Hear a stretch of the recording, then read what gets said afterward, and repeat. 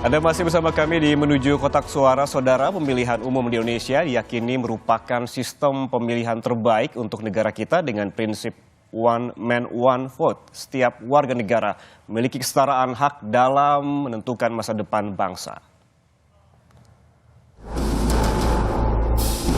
Prinsip one man one vote dalam demokrasi di Indonesia mengartikan bahwa setiap warga negara yang berhak memilih hanya menggunakan hak pilihnya sebanyak satu kali. Dan hak itu memiliki nilai yang sama, yakni satu suara. Ini mencerminkan prinsip kesetaraan dalam demokrasi. Prinsip one man one vote pun menjadi dasar filosofis kekuasaan rakyat, sebagai wujud kesepakatan bersama untuk menentukan nasib rakyat itu sendiri dan dijamin oleh konstitusi.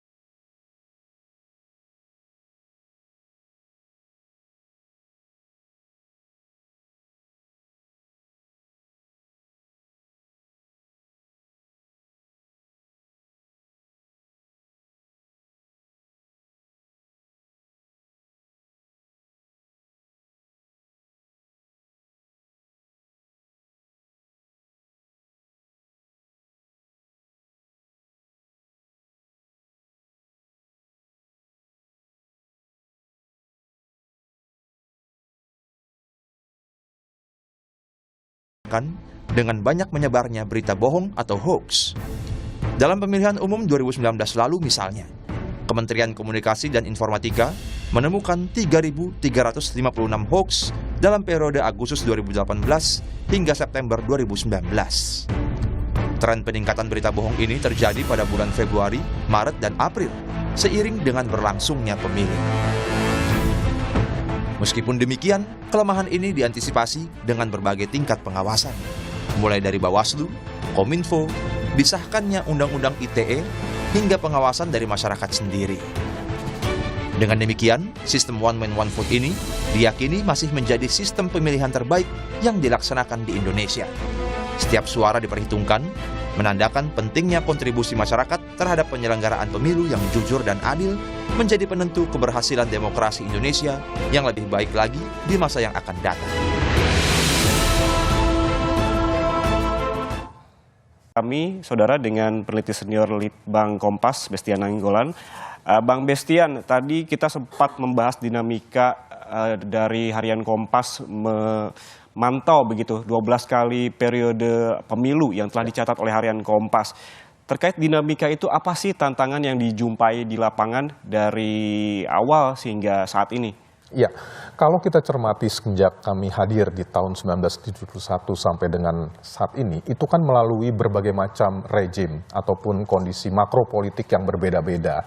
Pada tahun 1971 sampai dengan 1997 itu adalah pemilu di bawah penguasaan rejim Orde Baru. Anda bayangkan bagaimana saat itu terjadi ketika negara sedemikian kuat mengintervensi, namun yang menjadi menarik juga di situ, kami tetap hadir dan kami tetap memantau dalam pelaksanaannya dan tidak juga luput dalam berbagai macam penyelenggaraan berbagai kreasi jurnalistik termasuk survei opini publik. Nah, pada tahun 1985 misalnya, menjelang tahun pemilu 1987, kami pun juga sempat membuat bagaimana survei yang kami lakukan dan kami publikasikan itu berkaitan dengan bagaimana minat masyarakat, khususnya kalangan muda terhadap pemilu. Nah, ini adalah salah satu cikal bakal bagaimana rakyat ditempatkan, dalam hal ini kaum muda, sebagai subjek di dalam pemilu ini. Ini yang kita lakukan dalam konteks tadi, bagaimana menunjukkan rakyat berdaulat, kalangan muda berdaulat di dalam pemilu ini, dan Kompas menginginkan ataupun berharap sesuai dengan fungsinya menjaga pemilu ini tetap berdaulat, menjadi suatu kedaulatan dari rakyat dan rakyat menjadi subjek dalam pemilu. Secara teknis, Bang Bestian, kalau sekarang kan memang kita sudah dimanjakan dengan teknologi begitu. Benar. Untuk menghubungi seseorang, untuk mengumpulkan data dan lain-lain. Ketika di awal-awal mengumpulkan sampel dan lain-lain begitu di masa-masa awal-awal Litbang melakukan ataupun memantau masa pemilu ataupun periode pemilu di awal-awal, itu apa tantangannya secara teknis? Iya, harus kita ketahui juga memang bahwa pada saat pemilu di era Orde Baru, itu sedemikian kuatnya intervensi ataupun katakanlah makropolitiknya negara sedemikian kuat, sementara posisi dari masyarakat ataupun rakyat pada saat itu kita bisa melihat juga tidak sebebas seperti sekarang, dan juga pada saat itu pun juga dengan kesederhanaan teknologi yang terjadi. Nah, berubah pas pada saat situasi sekarang, yaitu kebebasan relatif ataupun bahkan real lebih jauh lebih bebas dibandingkan dengan periode lalu, dan teknologi memfasilitasi hal tersebut. Dua keuntungan ini, yaitu pertama iklim kebebasannya, dan kemudian yang kedua teknologi yang memberikan kesempatan orang berpartisipasi, ini menjadi suatu kekuatan dari kualitas pemilu itu sendiri dibandingkan dengan masa lampau. Bagaimana kita menghadapi dua situasi tersebut? Ada memang problem-problem yang dihadapi di masa lampau, tetapi dengan keterbatasan saat itu, yaitu iklim politik yang kurang bersahabat terhadap kebebasan, teknologi yang belum juga sedemikian kuatnya seperti sekarang, kami terus-menerus menyajikan proses pengontrolan terhadap jalannya pemilu. Dan sekarang ketika berubah 180 derajat situasinya, menjadi lebih baik lagi proses penyelenggaraan pemilu yang dilakukan dengan pemantauan yang kami lakukan melalui produk-produk jurnalistik presisi seperti halnya hitung cepat yang akan kita nantikan nanti, kemudian exit poll juga yang akan kita lakukan juga, dan semuanya sekarang bisa menikmatinya dan melihat, sehingga posisi awal fungsi utamanya untuk menempatkan bahwa publik yang berdaulat, kemudian kita menjadikan bahwa pemilu ini merupakan sarana dari memang subjek, masyarakat menjadi subjek dalam pemilu ini menjadi terlaksana. Inilah komitmen sebenarnya untuk menjadikan pemilu berkualitas yang kami lakukan. Oke,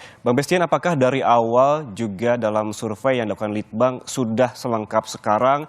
Ada tadi quick count, ada exit poll, atau memang beberapa variabel atau elemen tertentu saja di awal-awal melakukan survei? Iya, kami punya pengalaman sebenarnya melakukan hitung cepat pada tahun 1997 sebagai bagian dari proses pemantauan di era rezim lama yang kita lakukan di Surakarta, di Solo.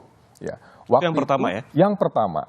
Tetapi pada saat itu kita lihat bahwa ada tidak sedemikian hebatnya seperti sekarang dari segi teknologi, kemudian dari segi pengerahan tenaga, kualitas sistem dan segala macam. Tapi fungsinya saat itu adalah parallel vote tabulation, yaitu suatu upaya yang kami lakukan untuk melihat perhitungan di masing-masing TPS, di seluruh TPS di Surakarta, dan melaporkannya ke dalam sistem kami untuk melihat apakah benar suara yang dilakukan di TPS di Surakarta itu sama dengan jumlah yang memang benar-benar dipublikasikan oleh negara pada saat itu. Nah, pertanyaannya, kenapa kok Surakarta? Waktu itu 1997 kita kenal bagaimana intervensi yang sedemikian besar dari negara terhadap kehidupan politik, sehingga salah satu partai saat itu yaitu PDI merasa menghadapi tekanan yang sedemikian kuat, dan Partai Persatuan Pembangunan PPP waktu itu mencoba berkoalisi dengan PDIP yang kita dengar pada saat itu dengan nama Mega Bintang, dan pusatnya ada di Surakarta. Pada momen itulah kami mencoba melihat sebenarnya apa yang terjadi di sana. Benarkah bahwa apa yang menjadi pilihan rakyat, apa yang menjadi pilihan pemilih, itu semuanya terakumulasikan dalam suatu jumlah yang benar-benar sama dengan yang terjadi di lapangan. Itulah perlunya parallel vote tabulation yang menjadi cikal bakal dari hitung cepat kali ini. Berarti itu memang tidak dipublis ya waktu itu? Pada saat itu belum dipublikasikan. Kenapa? Karena memang kalau kita lihat, sekali lagi, makro politik yang berbeda dengan situasi sekarang yang penuh dengan kebebasan, dan yang kedua, bahwa memang kami belajar di situ. ada problem-problem kendala-kendala dari sisi teknologi. Tidak seperti halnya seperti sekarang. Tetapi yang penting proses pengawalan itu terjadi. Dan apa yang kami hasilkan bisa kami konfirmasikan dengan apa yang terjadi ataupun apa yang dipublikasikan oleh KPU saat itu. Oke, ada kemudian kode etik yang harus juga ditaati oleh Litbang Kompas dan juga lain-lain, nanti akan kita bahas di segmen selanjutnya. Saudara, tetaplah bersama kami di Menuju Kotak Suara.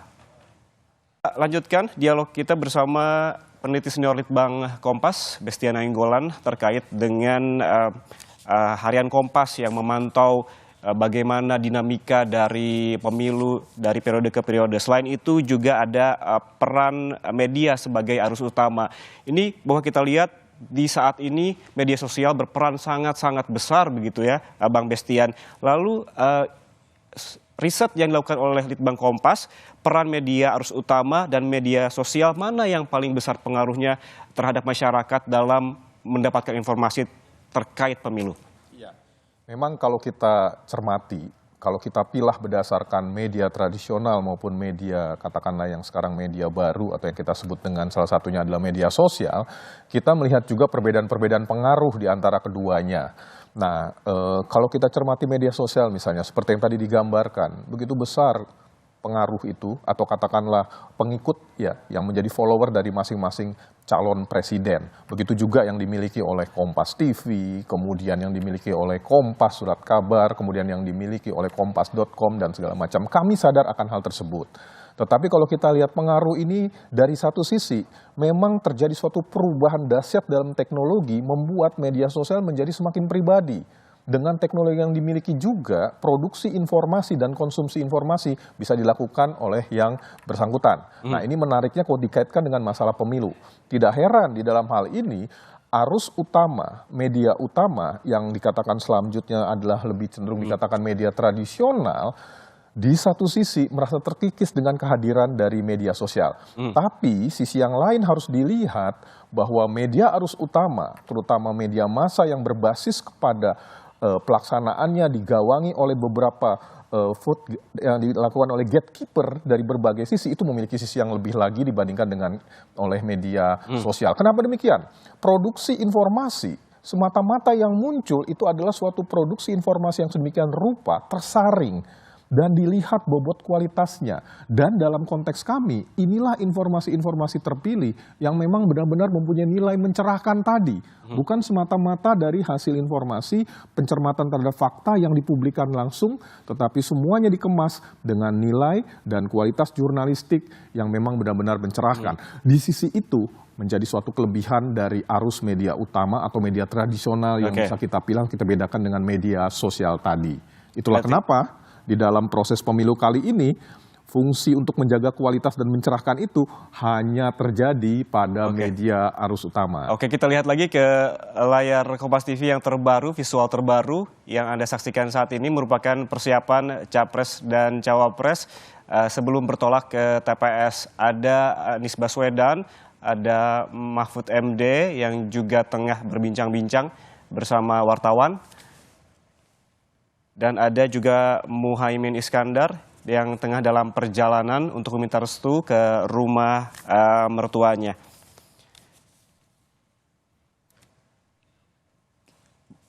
Mas Bestian, tadi ada keunggulan utama terkait dengan media arus utama. Yang paling penting adalah bobot dan juga ada gatekeepernya begitu. Persis. Dalam menyampaikan informasi. Sehingga yang perlu digarisbawahi, mana yang bisa dipercaya dan mana yang mungkin dalam tanda kutip yang kurang bisa dipercaya. Kalau yang di media arus utama yang paling bisa kita vote begitu, bisa dipercaya karena ada gatekeeper. Itu yang tadi dijelaskan oleh Bang Bestian ya. Kemudian bagaimana kita melihat bahwa di media sosial begitu maraknya informasi, bagaimana kita mengajak ataupun bagaimana kita menengahi bahwa di media sosial pun kita harus ikut berperan serta informasi yang didapat bukan hoax dan memang informasi yang bisa terpercaya. Sebagai media arus utama, apa yang bisa dilakukan? Ya, kalau kami dari Madrus Media Utama tentu saja berpikir bahwa kami jaminkan bahwa kreasi produksi informasi yang dihasilkan oleh Kompas itu adalah memang dalam konteks pemilu ini semata-mata untuk menjaga pemilu berkualitas. Dan kami sajikan yang bersifat mencerahkan itu. Nah, dengan berbagai macam produk-produk. Seperti misalnya kami menyelenggarakan survei opini publik, mencermati bagaimana setiap kandidat dari waktu ke waktu. Kemudian yang kedua, kami selenggarakan juga pemantauan pemilu seperti sekarang melalui hitung cepat. Ini adalah bagian yang dilakukan oleh arus media utama untuk menjaga kualitas pemilu. Nah, apakah hal tersebut bisa dilakukan oleh media sosial? Bisa secara individu.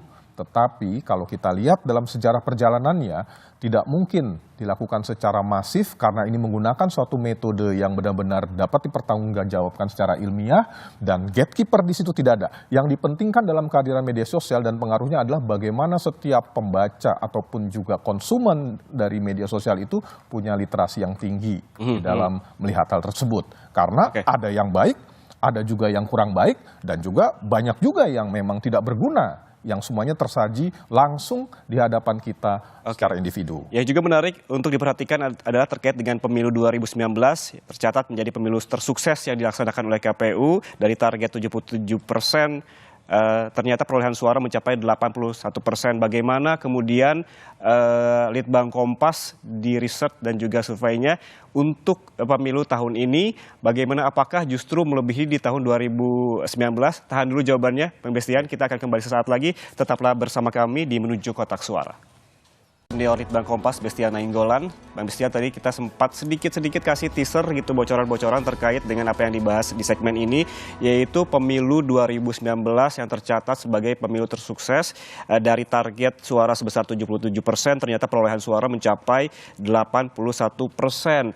Bagaimana kemudian Litbang memprediksi dari hasil riset dan survei untuk pemilu di periode tahun ini? Ya. Sekali lagi, Yan, dalam konteks pemilu yang berkualitas, itu salah satu indikatornya kan bagaimana partisipasi pemilih tinggi. Itu salah satu indikator. Indikator yang lain tentu saja bagaimana rakyat berdaulat.